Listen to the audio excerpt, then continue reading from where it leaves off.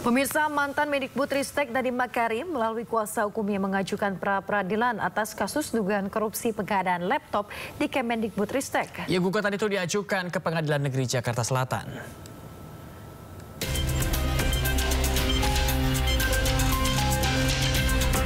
Mantan Mendikbudristek Nadiem Makarim melalui kuasa hukumnya Hana Pertiwi mengajukan pra-peradilan atas kasus dugaan korupsi pengadaan laptop di Kemendikbudristek.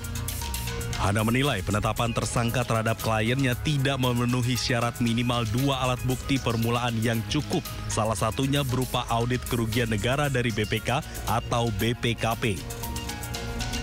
Objek yang digugat itu ada di penetapan tersangka dan penahanan. Penetapan tersangkanya karena tidak ada 2 alat bukti permulaan yang cukup. Salah satunya bukti audit kerugian negara dari instansi yang berwenang. Instansi yang berwenang itu kan BPK atau BPKP. Oh iya. Dan penahanannya juga otomatis kan kalau penetapan tersangka tidak sah, penahanannya juga tidak sah. Oh gitu. Sementara itu, Kejaksaan Agung mengaku belum menerima permohonan pra-peradilan tersebut.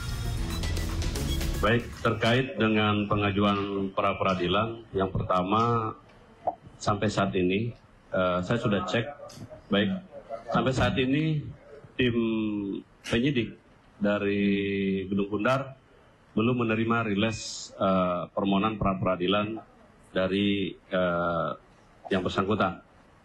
Namun demikian, itu merupakan suatu hak bagi tersangka dan penasihat hukumnya, dan ini juga diatur dalam ketentuan baik KUHP dan juga diperkuat juga oleh putusan MK tahun 2014 yang sebetulnya ini juga merupakan check balancing bagi kita sebagai aparat penegak hukum.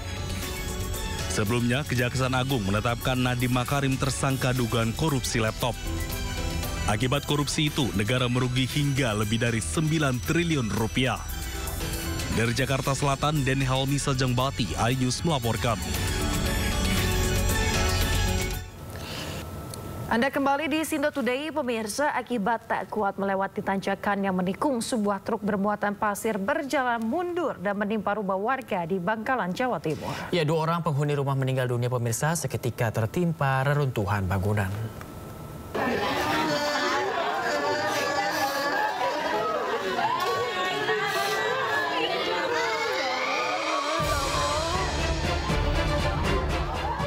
Isak tangis keluarga pecah menyaksikan 2 anak di bawah umur tewas usai terlibat kecelakaan truk pasir di Kampung Kramat, Kabupaten Bangkalan, Jawa Timur.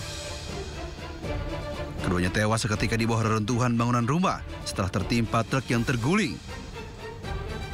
Insiden tragis terjadi saat truk bermuatan pasir tak kuat menanjak, tiba-tiba berjalan mundur lalu terguling menimpa rumah korban. Akibatnya 2 korban tewas, salah satu korban tertimbun muatan pasir yang tumpah. Sementara orang tua korban selamat usai mendapat pertolongan warga. Truk tersebut mundur dan kehilangan kendali, kemudian oleng jatuh menimpa bangunan rumah. Di situ terdapat 2 orang yang sedang tertidur. Usai kejadian, sopir truk jalani pemeriksaan di unit Gakum Satlantas Polres Bangkalan. Dari Bangkalan, Jawa Timur, Taufik Syahrawi melaporkan.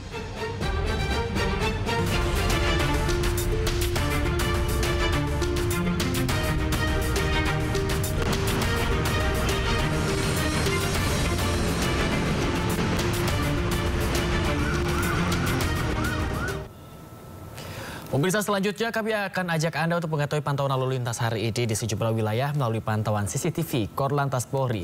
Dan sudah bergabung dengan kami itu Brigadir Aniza di studio NTMC Polri. Selamat pagi Brigadir Aniza, bagaimana pantauan arus lalu lintas sejumlah titik di wilayah Indonesia melalui pantauan CCTV saat ini? Ya, Yasmin, serta selamat pagi pemirsa, kami dari NTMC Polri akan menginformasikan kondisi arus lalu lintas terkini dari pantauan CCTV Korlantas Polri. Untuk itu langsung saja kita pantau bagaimana kondisi arus lalu lintas yang ini di kawasan Bundaran Pondok Indah, Jakarta Selatan. Bisa kita saksikan bersama tepat di layar kaca Anda pemirsa, situasi arus lalu lintas pada pagi hari ini dari arah Lebak Bulus yang akan mengarah ke kawasan Blok M maupun yang akan mengarah ke Fatmawati. Sudah mulai terlihat adanya peningkatan volume kendaraan, dominasi kendaraan berat, maksud kami dominasi kendaraan pribadi, kendaraan roda 2 maupun kendaraan roda 4. Arus lalu lintas pada pagi hari ini juga sudah mulai mengalami peningkatan karena mengingat di kawasan Blok M maupun Fatmawati merupakan kawasan perkantoran. Kami himbau bagi para pengendara untuk tetap berhati-hati dan menunggu antrian traffic light tepat di belakang garis stop, serta selalu memperhatikan laju serta batas kecepatan kendaraan Anda. Dan dari arah sebaliknya, yakni dari arah Lebak Bulus maupun Blok M ataupun Fatmawati yang akan mengarah ke Bintaro.